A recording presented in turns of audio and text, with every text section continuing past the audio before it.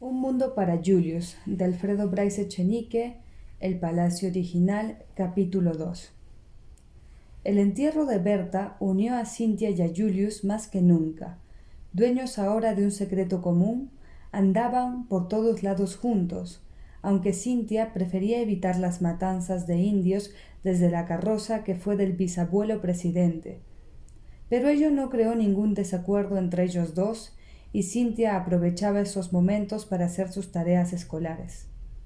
Lo que nunca quedó aclarado es si no jugaba en la carroza por ser niña y ser eso cosa de niños, por tener ya 10 años, o porque ya nunca se sentía muy bien. Terrible Cynthia.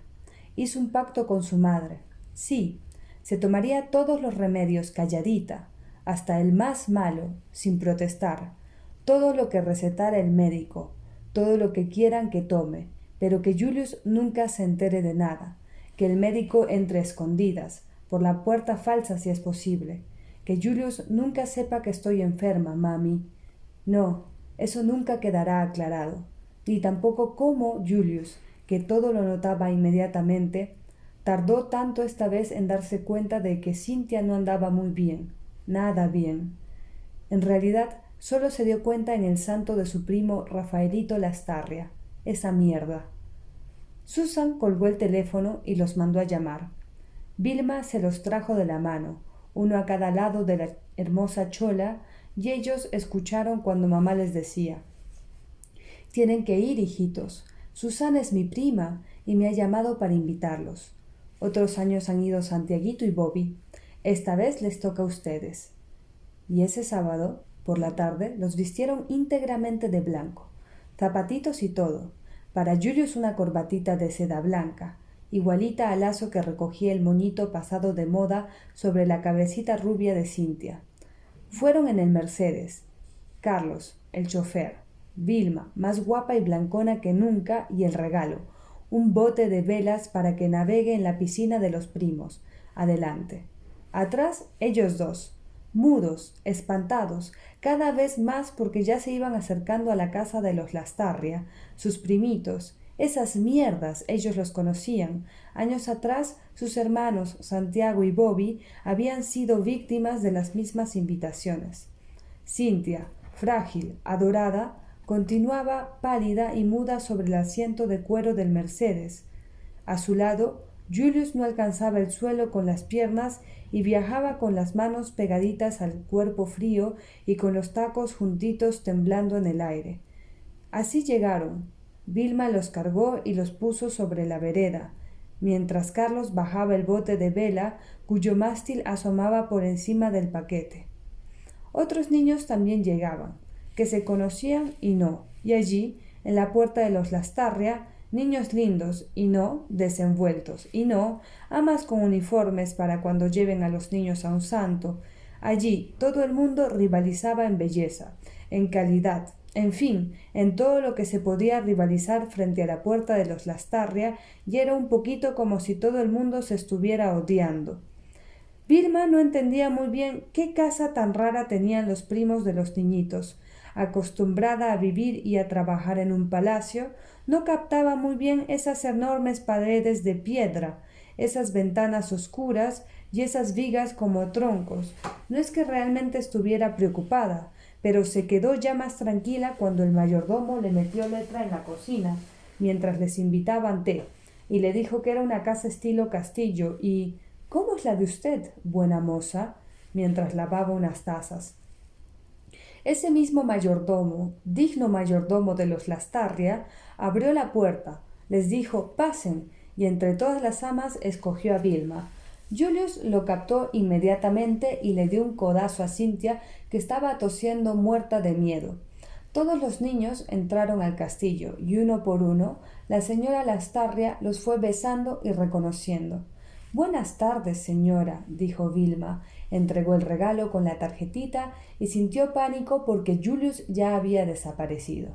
Gracias a Dios ahí estaba, de espaldas a ella y mirando muy atento una enorme armadura de metal, parada como un guardián junto a una de las puertas del castillo.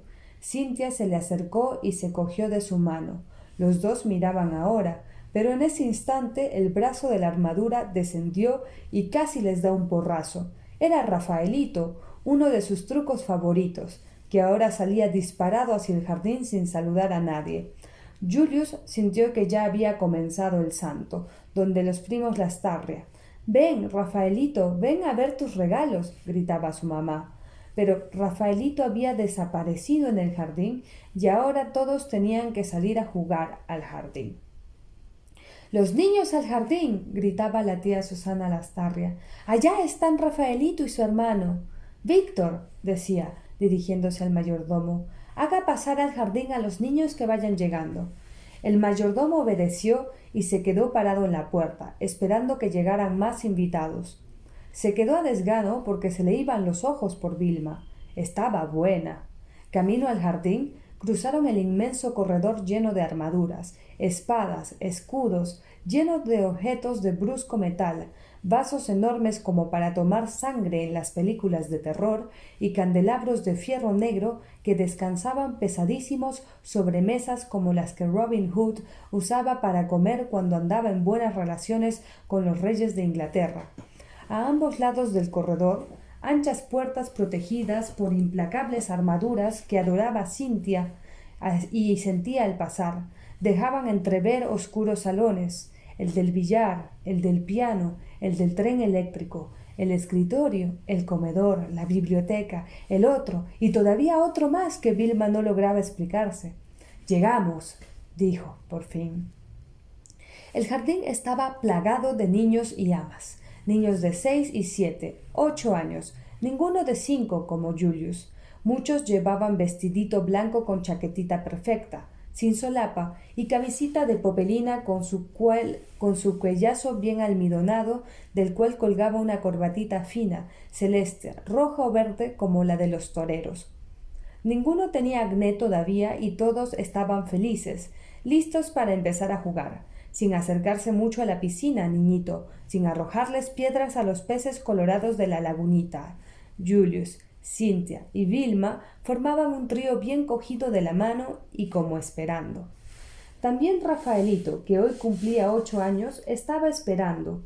Los estaba esperando arriba del árbol, pero ellos no lo habían visto y no supieron a qué atenerse cuando empezó la lluvia de terrones, los disparos, los trozos de tierra húmeda que les caían por todo el cuerpo con violencia y buena puntería, gritería, risas y quejidos, mientras Vilma los envolvía con sus brazos y trataba de esconderlos entre sus piernas como fuera con el uniforme, y llamaba «¡Señora! ¡Señora!», hasta que vino la señora y todo se detuvo cuando empezó a ordenar que bajara Rafaelito, que bajara en ese mismo instante, que era insoportable, que no sabía portarse con sus primitos, que entonces para qué los invitaba, que el año entrante no le celebrarían el santo.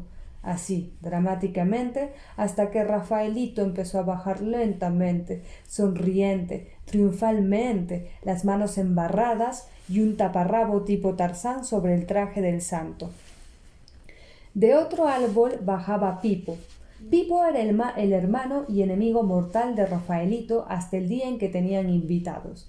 En esas ocasiones, una extraña confraternidad nacía entre ellos, sobre todo si se trataba de los primos llamados Julius, Cynthia, Bobby, etc. Pipo bajaba nada contento del otro árbol. No había logrado apuntar a tiempo y se había quedado con la flecha en la mano. Tenía 3 flechas en la mano. Y Cynthia tosía, pero no lloraba, y miraba a Julius, que miraba a Vilma, que estaba mirando a la señora. «Vengan para que los escobillen. Por la misericordia de Dios no les ha caído en los ojos». A Vilma le había caído uno grandazo en la boca. «Ya no sé qué hacer con Rafaelito. Vamos a escobillarlos, Vilma. Después yo misma los acompañaré al jardín». Los volvieron a sacar medios veteados al jardín. Cynthia se moría de frío y tosía. Julius estaba furioso con las manos pegadísimas al cuerpo y Vilma aún escupía a tierra. Le preocupaba su uniforme y pensaba en el mayordomo, pero también la estaba escuchando. En la tos de Cynthia, ¿cuántas veces le he dicho ya a la señora? Cada día tose más, señora. Ese remedio. Pero, ¿qué sabía ella de esas cosas? La señora vive cada día más apurada. Berta y yo hemos sido la madre de estos niños, sobre todo desde que murió el señor. Ven, Cintita, descansa un poquito. Ven, Julius, acompaña a tu hermanita. Ahí estaba y le estaba mirando. Y era guapo el cholo, medio blancón y todo. Probablemente ya habían llegado todos al santo, y ya no tenía que esperar para abrir la puerta cada vez que sonaba el timbre. Ya todos estaban allí, en el jardín, y en el santo se desarrollaba normalmente. Víctor, así se llamaba este pretendiente de Vilma, atravesaba el jardín y sabía que Vilma lo estaba mirando. Atravesaba con el aplomo que le daban sus años de servicio en esa casa y, en azafate de plata, iba haciendo circular los vasitos de cartón aporcelanado con la Coca-Cola y la chicha morada heladitas. Los niños se servían, o sus amas les servían, y muchos, por supuesto, que Pipo y Rafaelito, esas mierdas, sacaban cañitas del bolsillo y a través de ellas le soplaban el líquido frío a su amiguito, en el ojo, por ejemplo. Las amas acudían presurosas y separaban a los contendores, pero Víctor, acostumbrado a todo eso por sus años de servicio, no perdía el aplomo y continuaba sirviendo, de lado a lado del jardín, sin derribar, esquivando, airoso, engominado, sabía que Vilma lo estaba mirando. Y Vilma realmente lo estaba mirando.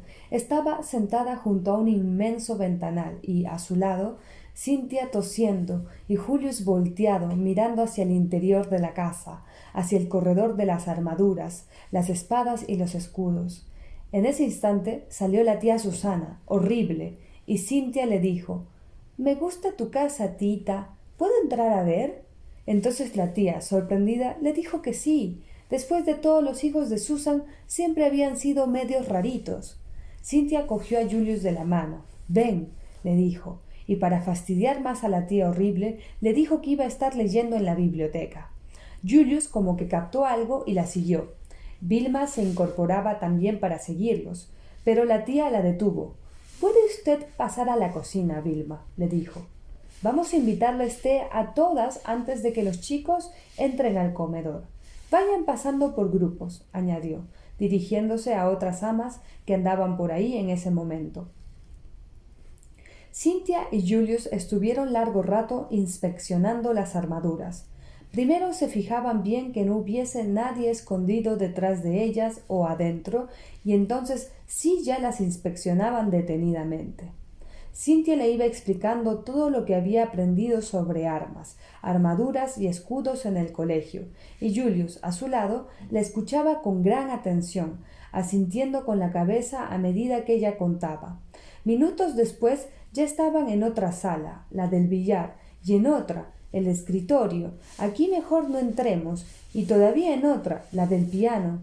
«Es Beethoven», le dijo Cynthia, señalándole el busto de bronce que había sobre una columna de mármol y que miraba furioso hacia el piano. «¿Por qué el tío abuelo, que está en el escritorio de la casa, tuvo otra mujer antes que nuestra tía abuela?» Julius hizo no con la cabeza y ubicó inmediatamente al tío abuelo entre todos los cuadros de antepasados que había en el escritorio del palacio. «Sí», agregó Cynthia, y le contó la larga historia del tío abuelo. El tío abuelo romántico, así lo llamaban cuando hablaban de él. Mamita le había contado íntegra la historia. Julius escuchaba atentísimo, porque quería mucho, pero mucho a una señorita que no era de su condición y que era pianista, que tocaba lindo el piano. Mamita dice que pobre, que humilde. En fin, ya parecía que Julius iba entendiendo y no debería preguntar a todo ¿por qué?, sino más bien escuchar y dejar que ella termine la historia. Le prohibieron que la viera, a la muchacha que no era de su condición, pero el tío abuelo la siguió viendo, y entonces hubo presión, así dice mamita. ¿Qué quieres que haga? Hubo presión y a ella la metieron a un convento. Así hacían en esa época con las chicas que se portaban mal. Todas terminaban de monjitas. Pero esta no, Julius, esta tuvo que salir porque estaba muy enferma, pero siempre seguía tocando lindo el piano. Y el tío abuelo romántico, por eso está así en el cuadro, con esa barba y el pelo así de largo. Papá decía que hizo turumba con los negocios de la familia.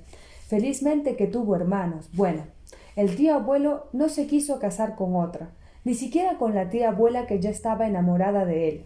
Esperó y esperó hasta que la señorita salió enferma del convento y mamita dice que ya estaba condenada, pero que él se casó con ella porque se sentía responsable y era un caballero, a pesar de todo.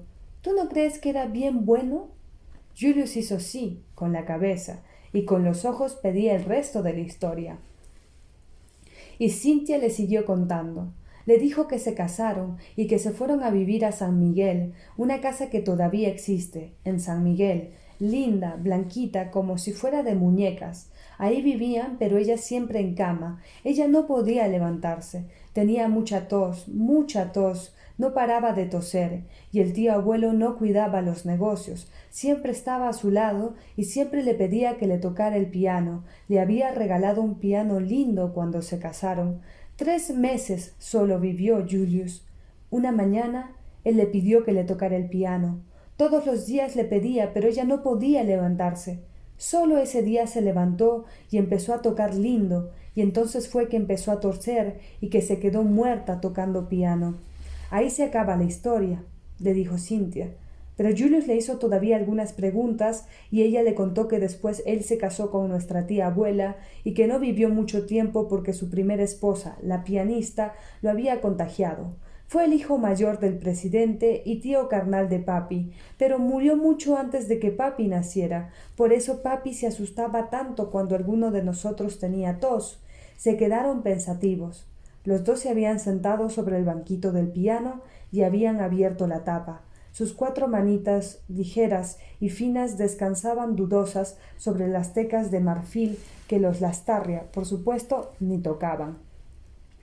En la cocina, 23 amas llegadas a Lima de todas las regiones del Perú habían logrado espantar a Cirilo, el segundo mayordomo, pero no a Víctor, señor en sus dominios, que ahora hacía funcionar todos los aparatos eléctricos para impresionarlas.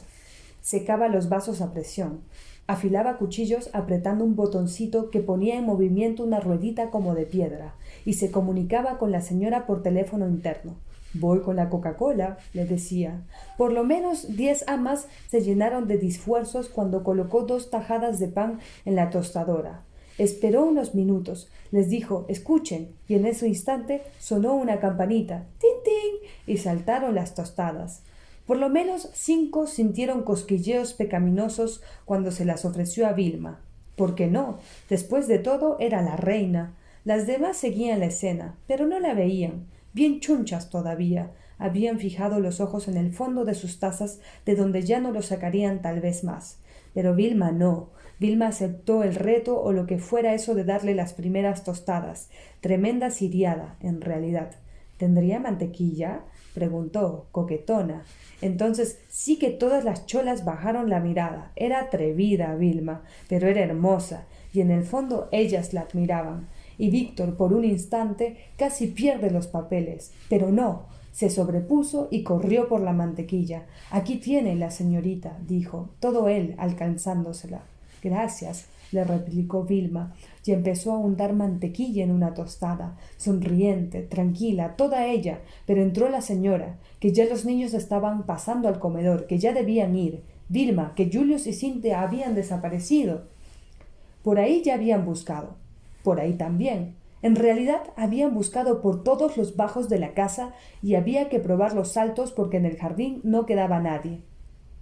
«Víctor», ordenó la tía Susana, «acompaña a Vilma a los saltos y avíseme en cuanto los encuentre». Y por eso los dos subieron juntos y anduvieron silenciosos por austeros dormitorios, por baños en cuyas tinas podía uno quedarse a vivir, por corredores que atravesaban gritando «¡Julius! ¡Julius! ¡Cintita!», por salas de estudio en las que tampoco estaban, por una escalera de servicio en la que Víctor intentó una siriadita, pero no, porque Vilma estaba llorosa, asustada, lejana y ahora algo menos extraviada, como si toda esa parte de la casa le fuera familiar.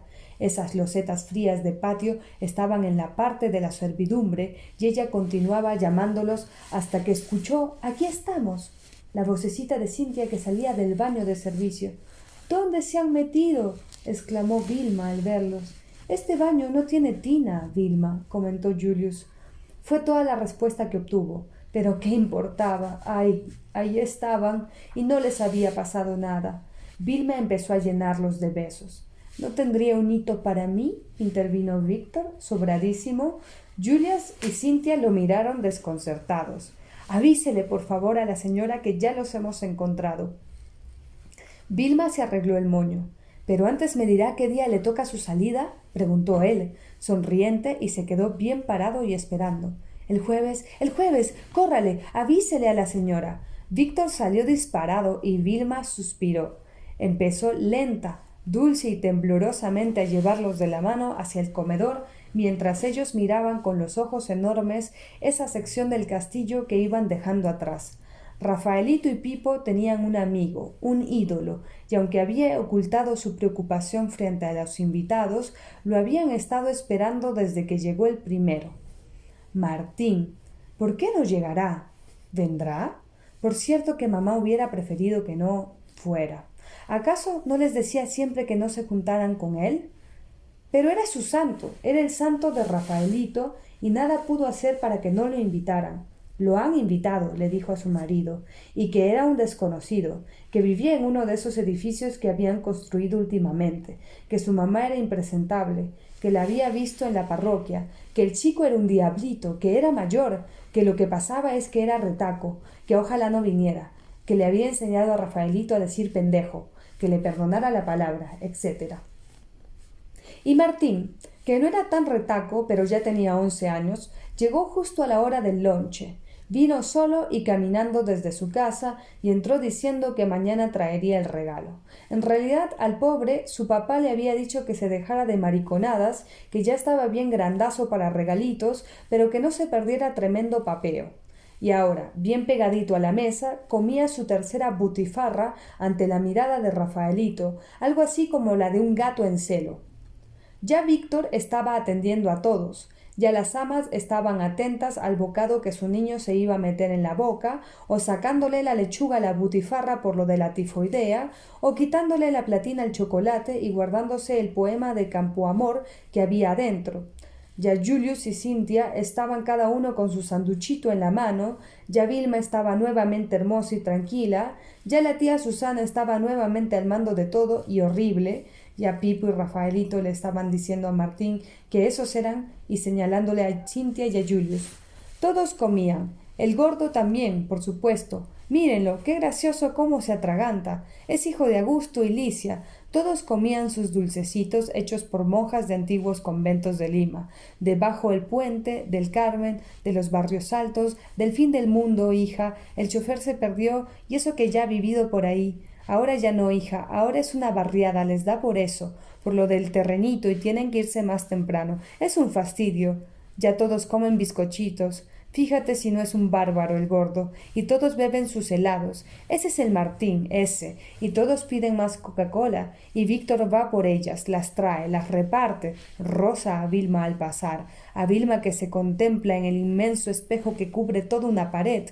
Es guapa. Por eso le gusta a Víctor, que le da bien su moño y que exacto término medio el de esos tacos, ni altos contra el uniforme, porque la señora no consentiría, ni bajos tampoco, casi no se nota que son altitos, y sin embargo tornean las piernas, los senos están bien marcados, bajo lo blanco, la tela ayuda, se muestran bien y el cinturón marca la cintura, las caderas son anchas, fuertes, están buenas. Desde el otro lado del comedor, la señora la está mirando.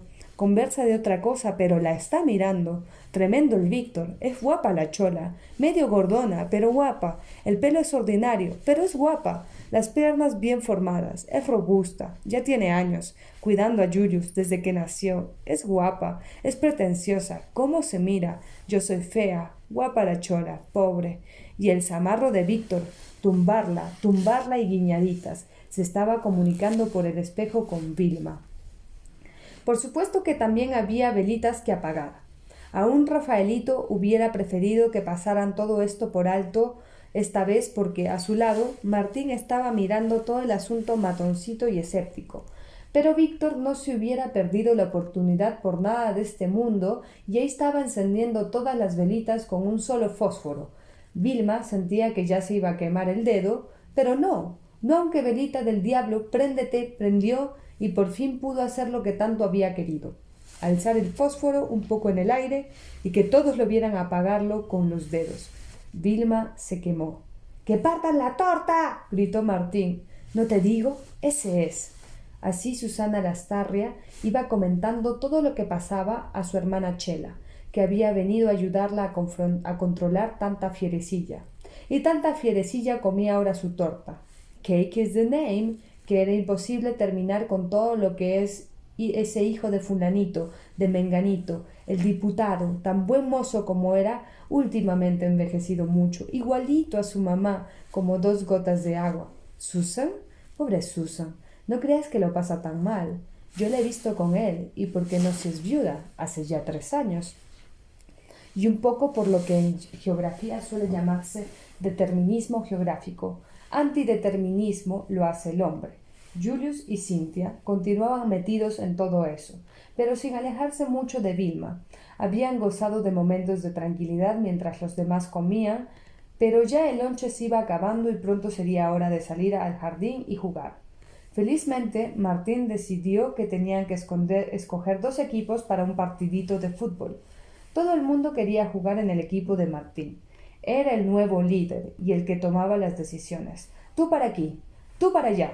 Tú no juegas, tú para allá, tú también. Que se vaya esa chica. Rafael, ven para acá. Ese es muy chico. Entonces Rafaelito fue y le dio un empujoncito a Julius y Vilma vino a recogerlo. Cynthia también. Ven, Julius, le dijo, te voy a enseñar una cosa, pero la vas a aprender, ¿ah? Se dirigieron hacia el interior del castillo, pero antes en el camino se encontraron con la tía Susana. No se vuelvan a perder, les dijo. Quédense donde los puedan ver. Vilma, no los pierdas de vista. Falta media hora para que llegue el mago. Cuando llegó el mago, el partido ya había terminado. Todos sabemos que ganó el equipo de Martín, 2-0, un taponazo de Pipo en el estómago del arquero, cayó dentro del arco, y un puntazo de Martín que hizo añicos una ventana del castillo. Ahora ya oscurecía y las damas les iban limpiando las caras sudorosas con toallitas húmedas y tibias. —¿Cómo te has ensuciado la ropa, niñito, por Dios? Con verdadera habilidad los iban dejando nuevecitos porque ya no tardaba en comenzar la función. Este año, en vez de cine, mago. Los sentaron en silletitas alineadas en el inmenso hall del castillo. En la cabecera de la tercera fila estaban Cynthia, Julius y Vilma, de pie a un lado. Desde el fondo, Víctor la contemplaba por encima de las cabecitas de unos 50 niños y de las cabezotas de unas 15 amas que habían logrado sentarse.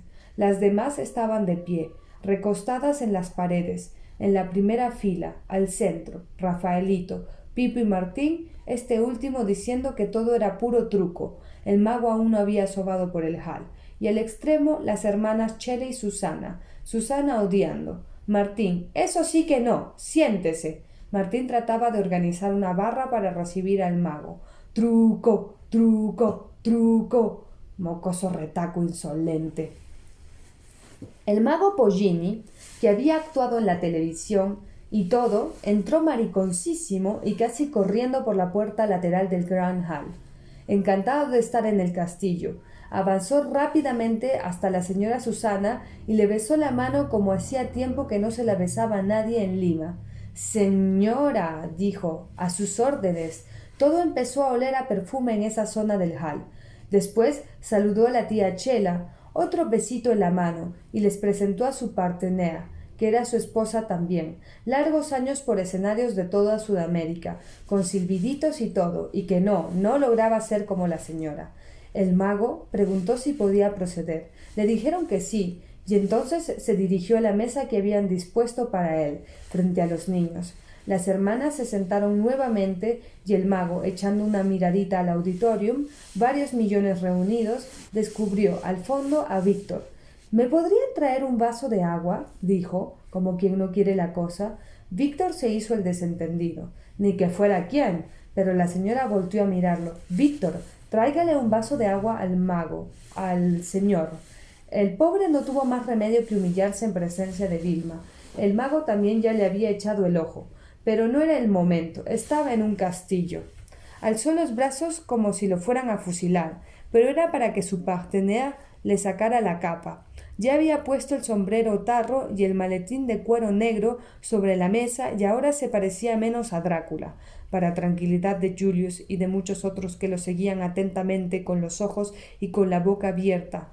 Cynthia le dio un codazo a su hermano. No te olvides, Julius. ¿Te acuerdas de todo? Parece que Vilma también participaba del secreto. Pero en ese instante llegaba Víctor donde el mago con el vaso de agua, que lo dejara ahí nomás sobre la mesa, y pudo comprobar que no era tan blanco. Se talqueaba el rosquete, y maquillaba. Dejó el vaso y le mentó la madre con los ojos.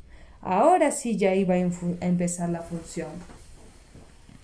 Iba a empezar, pero en ese instante llegó el señor Lastarria, el padre de Rafaelito, y el mago se derritió. Entró el señor Lastarria, Juan Lastarria, y avanzó para saludar una vez más a su esposa. Hacía 17 años que la saludaba una vez más. El mago lo miraba, lo admiraba, y esperaba que, con los ojos, lo autorizara a correr y a saludar. Ese era el señor Lastarria, digno de admiración, ese que ahora lo estaba mirando, ya podía venir y saludar, ese cuya mano estrechaba ahora feliz, sobón, y que por supuesto no le besó la mano a su partener, a su mujer. En cambio a Susan sí se la iba a besar, a Susan, no Susana. Juan Lastarria sentía la diferencia. A Susan, Linda, la madre de Julius, que en ese instante llegaba también. Estaba bien visto eso de recoger a los hijos de un santo, amor maternal, sentido de responsabilidad, etc. Y ella aprovechaba, ella mataba 2 pájaros de un tiro, recogía a los hijos y de paso se soplaba a su prima Susana, tan fea, tan sosa. De paso se soplaba a Juan, de paso lo hacía feliz, de paso se dejaba besar la mano por él, my Duchess, y el besito como una esponja en la mano, siempre linda. Ahí estaban todos, se saludaban. Susan y Susana, Juan Lastarria y el mago, la partenaire y Susana y Susan imposible. Susan era viuda y Susana era fea, horrible. Juan fue pobre arribista trabajador. Por matrimonio había logrado hasta el castillo y ahora era cursi. El mago era un artista. El señor Lastarria había triunfado. La partenaire estaba muerta, pero era también 20 años de una vida llena de trucos. Terminaron de saludarse. «Julius, Cynthia», exclamó Susan, volteando a mirar donde ya sabían que estaban. Se acercó y los besó. «Linda». «¿Un whisky, Duchess?» así la llamó su primo Juan. «Sí, darling, con una pizca de hielo». Pobre darling, se casó con Susana, la prima Susana, y descubrió que había más todavía. Something called class, aristocracy. Ella, por ejemplo, y desde entonces vivía con el pescuezo estirado, como si quisiera alcanzar algo, algo que tú nunca serás, darling. Pero para el mago el asunto era distinto. Él ya no captaba tanta sutileza, cuestión de centavos más bien para él. Él sí que admiraba al señor Lastarria, y por eso maldecía haber perdido el vaso de agua. Maldito el momento en que lo pidió. Seguro que ahora no le invitaban un scotch. Ya los traía el mayordomo. Él los contó mentalmente. Rápidamente los distribuyó. Para algo era mago. No, no había uno para él. Ya iba cogiendo cada uno el suyo. El señor Lastarria también. Ya le tocaba empezar con su show. Juan Lastarria acomodó a la duquesa a su lado. Sorbió un trago de whisky y mirándola de refilón dio la orden de que empezaran con todo eso.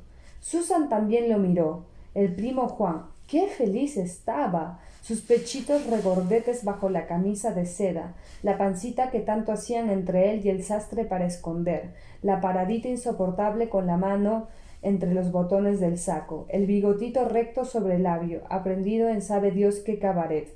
No olvidaría nunca cuando Santiago, su esposo, dijo que era la distancia más corta entre sus 2 cachetes. La planchada de cabellos tipo magnate griego-argentino, por ejemplo, los anteojazos de sol todo el año, cursilón el primo, era la imagen que se le había grabado y que le espantaba. Pobre primo. La risa de los niños atrajo su atención. El mago ya había comenzado. Y no solo había empezado, sino que ya había sacado una barbaridad de huevos de un sombrero, y todavía sacó uno más y uno más. En realidad continuaba sacando huevos como esas tías viejas y pintarrajeadas que uno tiene, solteronas románticas. Uno cree que ya jamás podrían tener otro novio y ¡zas!, Se te presentan un día en casa con unos dulcecitos para ti, hijito, y otro novio más, un italiano esta vez. Hasta Martín se quedó cojudo con la cantidad de huevos y todo el mundo aplaudió. El mago agradeció, hizo una venia y señaló a su partener para que también la aplaudieran un poquito. En verdad los aplausos disminuyeron mucho porque la mujer lo único que hacía era ir guardando todo lo que el mago sacaba del sombrero, o de los puños del saco, o de la boca, o de la solapa, o del bolsillo interior del saco. Era endemoniado el tipo. Ahora acababa de sacarse 3 palomas al hilo de un bolsillo en que no había nada. Por supuesto que no faltó quien tuviera un jevecito por ahí, quien se fabricara una ondita por ahí. Nadie confesó haberlo hecho, pero nada le gustó al mago cuando casi le liquidan una de las palomas del negocio. «Esténse quietos, niños», ordenó la señora Susana, y por su parte Juan Lastarria: «Siga, por favor, no ha pasado nada».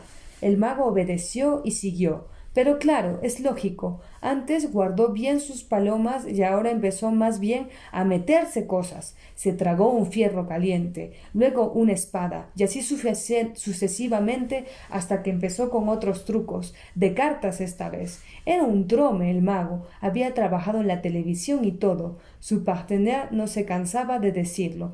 Un espectáculo de primerísima calidad para los niñitos del Perú y de Sudamérica. Un espectáculo de calidad en honor de Rafaelito Lastarria, cuyo onomástico celebramos hoy día. Un aplauso para él. Martín, por supuesto, 0. Hijo del señor y la señora, ya basta, pintámonos. Pero hay un momento en que los magos tratan de probarles, niños, que en esta vida no hay nada imposible.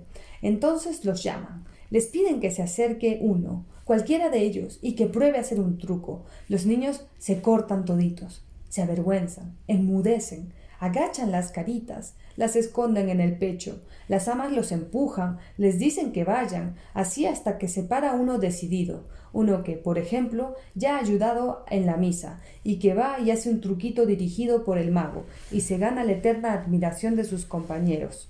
Sucede siempre, o mejor dicho, casi siempre, porque en este santo sucedió algo mucho mejor, una escena colosal. El mago ya estaba empezando con toda la laraca de «A ver, ¿quién quiere hacer un truquito?», cuando, sin que nadie lo hubiese notado, solo Vilma y Cintia, descubrió que a su lado, junto a la mesa, había una criatura orejona parada con los tacos muy juntos, las puntas de los pies muy separadas y las manos pegaditas al cuerpo. «¿Yo sé hacer un truco? A ver, ¿cómo te llamas, hijito?» «Julius». Todos se desternillaban de risa. Susan, linda, vibraba. Vilma se moría de miedo. Cintia tosía. Ojalá que se acuerde. «¡Fantástico! ¡Maravilloso! ¡Extraordinario! ¿Y cuántos años tienes, hijito?» «5». «Maravilloso, fantástico, fenomenal. Julius, bajo mi dirección les vas a hacer el más extraordinario truco de todos los tiempos». «No, yo sé hacer un truco». A ver, hijito». El mago se estaba poniendo un poco nervioso. Miró hacia los dueños de casa. Sonreían. «¿Tú sabes hacer un truco?» «Sí». «A ver, hijito. A ver, pasa por acá. ¿Qué truquito sabes hacer? Cuéntanos». Julius miró a Cintia. Cintia le hacía señas con el dedo como si quisiera recordarle algo. Vilma se tapaba la cara. «Necesito que otro niño me ayude». Julius hablaba como si supiese todo de paporreta. Casi no daba entonación a sus palabras. Seguía con las manos muy pegaditas al cuerpo y orejoncísimo, pero tenía la mirada fija en Rafaelito. «Ah, entonces es un truco complicado. Doble. Fenomenal, fantástico. ¿Cuál es tu nombre, hijito?» «Julius». «Julius nos va a mostrar toda su ciencia. No se lo pierdan. Aquí viene lo mejor. ¿Y qué niñito te va a ayudar?» «Rafael». «¿Rafaelito?» «Claro que sí, Rafaelito, el dueño del santo. Muy, pero muy bien». La partenaire estiró ambos brazos en dirección a Rafaelito, que miraba toda la escena desconcertado y temeroso. A su lado, Martín sonreía más escéptico que nunca. «A ver, pues, anda», le dijo, dándole un codazo. El dueño del santo se paró y avanzó desconfiado hasta la mesa. En su vida había odiado tanto a su primo. Además, ahora estaba odiando a todos los invitados. Era increíble la bulla que metían. A ver, pues, Rafael, a ver, pues, gritaban y se movían inquietos en los asientos. Necesito un cenicero y una piedrita, dijo Julius, sacando el cenicero y la piedrita del bolsillo del saco. Aquí están. Fantástico, fenomenal, exclamó el mago. Y ahora, ¿qué truquito nos vas a hacer? Julius colocó el cenicero y la pequeña piedra sobre la mesa y miró a su primo Rafael. Yo pongo la piedrita y la tapo con el cenicero. Entonces digo unas palabras mágicas y te apuesto que saco la piedrita sin tocar el cenicero.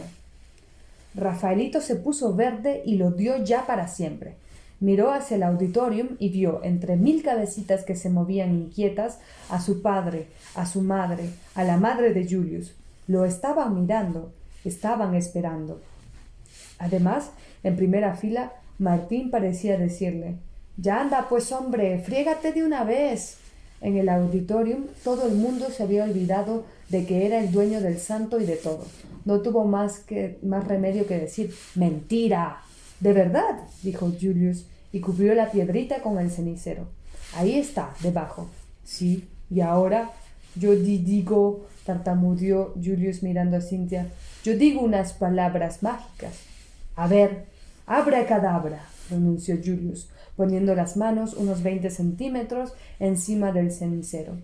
El mago, bien empolvado, y su partener, toda pintarrajeada, miraban a Julius como implorando. «¿Y ahora?», preguntó Rafaelito, furioso. «Ahora yo puedo sacar la piedrecita sin tocar el cenicero». Vilma terminó de comerse una uña, empezó con la otra y Cynthia suspiró como aliviada. «¿Cómo?». «Mira, para que veas». Rafaelito se abalanzó sobre el cenicero, levantándolo para comprobar que la piedra seguía allí abajo.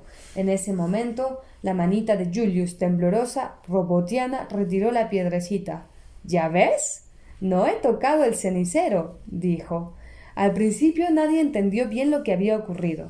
En realidad los niños tardaron un poco todavía en desternillarse de risa, pero ya Juan Lastarria había empezado a arrancarse bigotitos, Susana a odiar para siempre a Susan, Linda, mientras el mago hacía volar palomas por todo el castillo, sacaba millones de huevos de todas partes y casi se traga el maletín. Julius miraba a Cynthia y los niños empezaban a aplaudir cuando Rafaelito, verde y todo inflado de rabia, gritó: «¡Pero tú no tienes casa en Halcón!» y desapareció.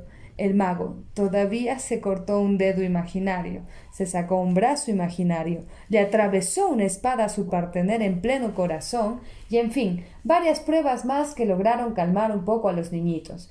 Bien excitados se les notaba. Julius volvió a sentarse junto a Cynthia y Vilma, con 3 uñas destrozadas. Buscaba la mirada de Víctor. Ya los niños habían regresado al jardín y allí esperaban que mamá o el chofer viniera a recogerlos. Habían iluminado todo con luces de 1000 colores y las caras de las amas se veían pálidas, casi tan blancas como sus uniformes. Ya lo único que querían era que los niños no se ensuciaran más, no tardaban en venir por ellos. Y ahí los iban llamando por su nombre y apellido, que fulanito, que amenganito, que sutanito, y que se iban retirando previo beso de la señora Susana en la puerta y previa cara de odio de Rafaelito también en la puerta. Más alegre era la cosa por el bar del castillo. Ahí Juan Lastarria, Susan y Chela, más otros familiares o amigos que habían aceptado pasar un ratito a beber un whisky, fumaban y conversaban alegremente. Claro que no faltaba alguna pesada que insistía en hablar del colegio de su hijo, pero en general el ambiente era propicio para que Lastarria pudiera entablar conversación con Susan y decirle «My Duchess» 1000 veces más y sentirse en la gloria cuando ella le decía «darling» delante de medio mundo. Así la vida era más agradable, así sí que valía la pena vivir, y para eso se había trabajado tanto en la vida. Así, hablando de nuestros antepasados, de tu abuelo Susan, tan británico en todo, tan señor como ya no los hay, y con ese nombre tan sugestivo, Patrick. Estudió en Oxford, ¿no? ¡Cuánta tradición! A Lastarria le fascinaba todo lo inglés. El castillo era una buena prueba de ello, y por eso era tan maravilloso tener a Susan, nieta de ingleses, hija de inglés, educada en Londres, metida en el bar. Ahí ya no faltaba nada ni nadie. Solo el mago. El pobre mago ya había guardado sus palomas, sus espadas, sus pañuelos de seda, hasta su partener hubiera querido guardarla en el maletín y, ahora, a unos 10 metros del bar, se mandó tremendo afarolado con la capa de Drácula. Su partener lo ayudó a abrochársela. Así se la ponía en las grandes ocasiones. Juan Lastarria notó su presencia y los llamó para invitarles un whisky, y él mismo se los sirvió, él mismo les puso hielo en cada vaso. Entonces ellos empezaron a responder a unas cuantas preguntas. Preguntas como ¿y el truco de las palomas, cómo lo hace usted? O ¿y cuando se corta le sale sangre? Después también preguntas sobre su vida de artista, claro. Ahí fue cuando la partenaire, qué bárbara, cómo se pintarrajea, se puso sentimental y todo, hasta que ya hora de que se fueran. También en el jardín estaban sucediendo cosas. El trío Rafaelito Pipo Martín, acompañado de algunos nuevos adeptos a la mafia, había reaparecido, decidiendo jugar al perro y al amo, lo cual, en resumidas cuentas, quería decir vengarse de Julius y sacarle la mugre.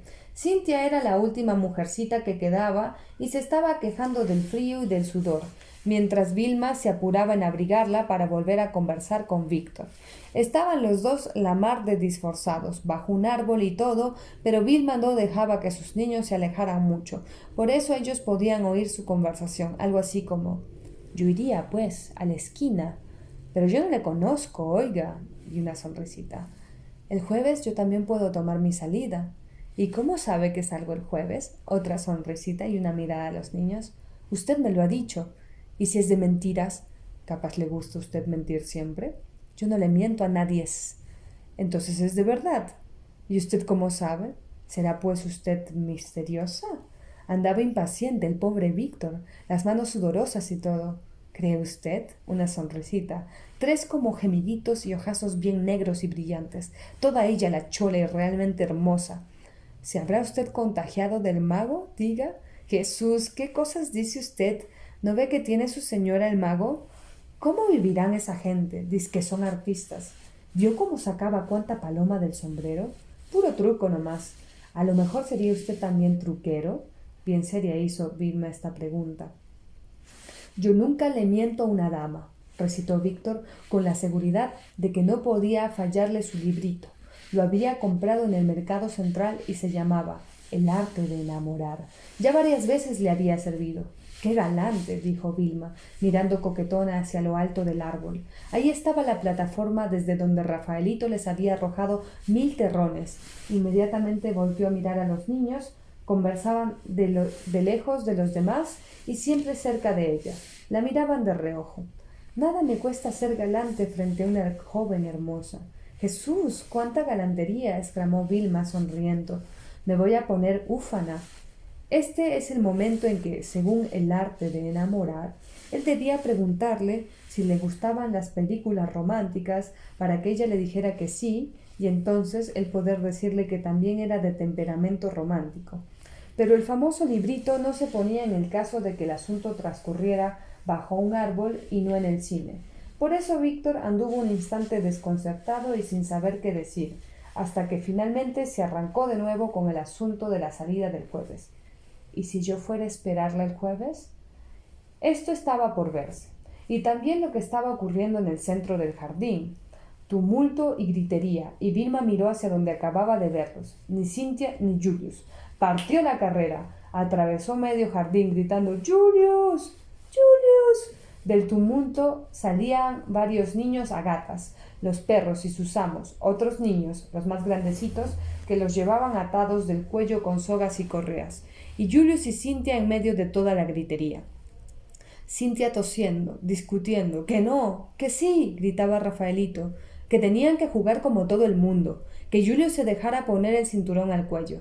Julius también gritaba que no, y Cintia agregaba que si querían jugar, pero ella sería el perro de Julius. Entonces Vilma, aún desconcertada, vio cómo Cintia se arrojaba al suelo, se ponía en 4 patas y se enroscaba un cinturón en el cuello. «¡Vamos, Julius, coge!». Julius cogió, Vilma los estaba ayudando a salir del grupo, pero en ese instante vieron las gotitas de sangre que resbalaban por el bracito de Cynthia. Cynthia se soltó como pudo y partió la carrera gritando «No tengo nada, no tengo nada, quédate con Julius, voy donde mamita», y tosía mientras iba corriendo. Julius nunca ha sabido, no ha querido saber cómo fue toda la escena adentro, en el bar. Solo recuerda que la tía Susana vino a buscarlo al jardín y le dijo que ya se tenía que ir. A la salida, en la puerta, su tío Juan se despidió de él y no se olvidó de besarle la mano a su duquesa. No es nada, Juan, nada, darling. Debe haberse lastimado la naricita por dentro. Susan se despidió de todos, linda y nerviosa. Todavía al llegar al auto, Carlos, el chofer, y Víctor se pelearon por abrirles la puerta. Cynthia, adorada Cynthia. No, no tenía ni una sola manchita. Estaba impecable, fresca, sonriente, peinadita, con la carita lavada, ni un solo indicio para asustar a Julius, que te miraba el brazo. Adorada Cynthia, mientras regresaban a la casa. Por fin se había acabado otro santo de los primitos Lastarria. Esas mierdas. Y ahora regresaban, irían de frente a la tina, y luego a Camita. Mamá también, que estaba linda sentada ahí adelante, volteando de rato en rato a mirarlos. Qué preocupaciones traían esas dos criaturitas, siempre nerviosas, siempre enfermándose. Esa noche iba a quedarse en casa, no saldría, lo llamaría por teléfono porque ahora sí ya Cynthia empezaba a preocuparla. Sus hijos mayores nunca habían dado tanto que hacer. Estos crecían sin padre, entre amas y mayordomos, inevitable, y eran tan frágiles, tan inteligentes, pero tan frágiles, tan distintos, tan difíciles. ¿Un internado? No, Susan, tú no eres mala, nunca lo has sido, eres simplemente así. No puedes estar sola, aburrida, sin tu gente dando órdenes en un caserón con niños, tus niños, Susan. Un mayordomo abrió la reja del palacio y el Mercedes se deslizó suavemente por el camino que llevaba hacia la gran puerta. Allí estaban los demás, hasta Nilda, la selvática. Los estaban esperando, los habían esperado toda la tarde y ahora los recibían sonrientes, alegres, dispuestos a responder a las 1000 preguntas de Julius, pero algo debieron notar, alguna señal debió hacerles Vilma, porque de pronto como fueron desapareciendo. A Susan le molestaba que andaran por toda la casa. Últimamente se metían por todas partes. Entraban en todos los cuartos. Eso no pasaba en la época de Santiago. Claro, es que ahora vivían con los chicos y ella era impotente para evitarlo. No tenía ni tiempo ni ganas. A duras penas fuerzas para unas cuantas órdenes, como ahora, que lo bañara, que lo acostara, que trajera el termómetro, que al médico ya no se le podía llamar hasta mañana, que le diera sus remedios. Y Vilma inmediatamente empezaba a ocuparse de todo. Los llevaba a los altos, le traía su comidita, la acostaba, lo bañaba, le avisaba a la señora que ya podía venir a darles las buenas noches y se quedaba todavía un rato con Julius conversando, riendo, bromeando, como si quisiera que le tocaran el tema, como si quisiera hablarle de eso. ¿Entendería? De que Víctor, al abrirle la puerta del auto, le había dicho que el jueves le esperaba en la esquina, a las 3 en punto. El jueves le tocaba su salida.